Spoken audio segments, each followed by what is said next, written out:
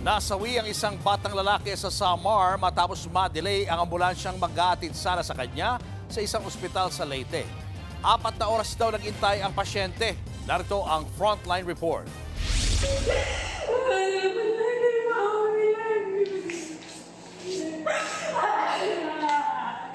Labis ang panlulumo ng inang si Mariel Pedraza matapos ideklarang dead on arrival ang kanyang 10 taong gulang na anak na si Dane. Na-delay raw kasi ang ambulansya ng kanyang anak ng 4 na oras. Kwento ni Mariel sa Facebook, dinala ang bata alas 8 ng umaga sa Samar Doctors Hospital matapos dumaing ng pananakit ng lalamunan, lagnat at paninikip ng dibdib.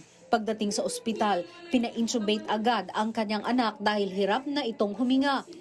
Hanggang sa kailangan na raw itong ilipat at dalhin sa Tacloban dahil walang ICU sa ospital. Dagdag pa ni Mariel, tila inuna pa raw ng ospital ang paniningil ng 15,000 peso fee para sa ambulansya samantalang nasa bingit na ng kamatayan ng kanyang anak. Bukod sa wala umunong ambulance driver noong mga oras na yon, sinabihan daw silang magpapa-change oil pa ang ambulansya at alas 12 pa magiging available. Wala rin daw nurse na maaring sumama sa paghahatid sa bata dahil lahat daw ay naka-duty sa ospital. Kinakailangan pang tumawag ng naka-off duty na nurse. Habang nasa biyahe naman, natanggal pa ang breathing tube ng bata dahil umano sa lubak-lubak na daan patungong ospital. Naghanap pa sila ng ibang pagamutan para ayusin ito pero wala raw naka-duty dahil Sabado noon. Kaya ang ina ni Dane hindi mapigilang madismaya dahil matagal na umanong problema ito sa kanilang lugar. Ilang dekada na pong problem like ng summer to.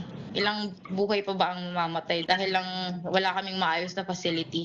Sana naman bigyan nila ng pansin yung yung healthcare dito sa amin. Nakikiramay naman ang ospital sa pamilya ng bata.